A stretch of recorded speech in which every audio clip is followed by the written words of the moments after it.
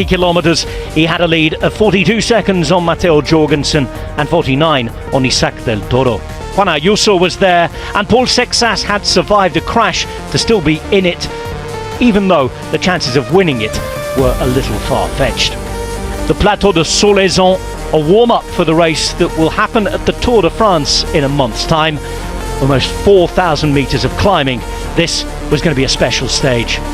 Sexas was the early headline maker again. 24 hours after he had a crash earlier in the stage, he was unable to carry on this time, lasting around an hour in before stepping off. 9 riders got up the road and it soon became 8. They had 2.5 minutes. Pale Bilbao tried a counter-attack, but Lidl Trek had been racing all day long to control things for Juan Ayuso. And they had the breakaway well in control. On to the penultimate climb of this race, and just over 50 kilometers remain, with that gap coming down under 2 minutes. And by the time they were closer to the top, it was well under a minute. Just 35 seconds taken by the 8 remaining riders at the front of the race.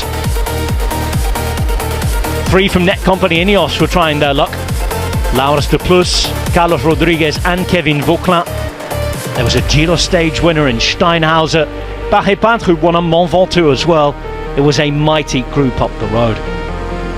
Clément Prazafonso was confirmed king of the mountains, and Harold Tejada, he was there, having won a stage of Paris-Nice earlier in the year.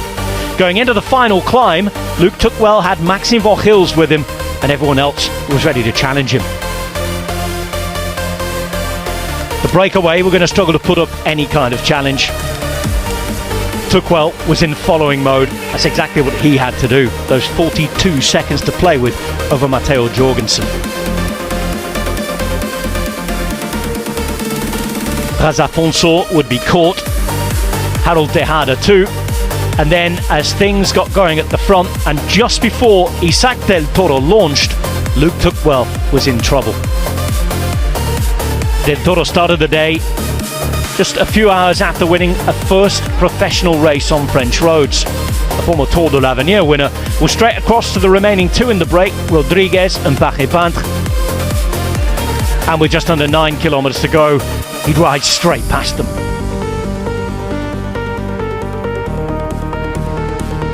Rodriguez holding on for a little while, but it was only a few hundred meters. Already 40 seconds into the yellow jersey at this point, Del Toro looked like he was on his way to the overall general classification. Tuckwell had Maxime Vorhils with him, and he was really fighting to stay as high up as possible. Del Toro was hoping to become just the 3rd youngest winner of this race,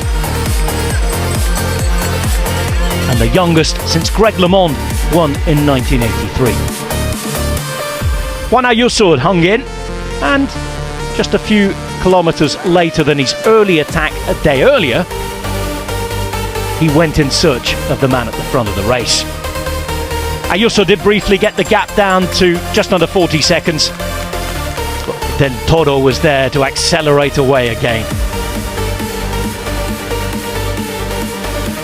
Juan Ayuso was running himself up towards the podium. He'd started the day in 4th.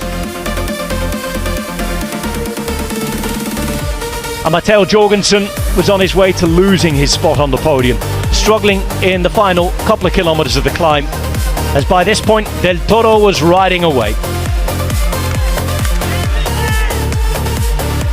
Another stage and the overall, a 23rd and 24th victory in the last 12 months. That's even more than his boss Tadej Pogačar. The next time he's on this climb, he'll be riding for him, we expect. But here it was all about Mexican glory. Isaac del Toro becoming the first ever Mexican to win this race overall. Juan Ayuso battled further up the mountain, and Tobias Harlan Johannesson had attacked to finish 3rd. It was Ayuso and Johannesson a minute behind del Toro on the road. Skjelmose looked good as well, as did Christian Rodriguez. But what a fight from the yellow jersey Luke Tuckwell. Already knowing at this point that he lost the overall in the race, but a 21-year-old coming to this race with a best ever finish here he'd be good enough to keep a second place overall and finish on the podium.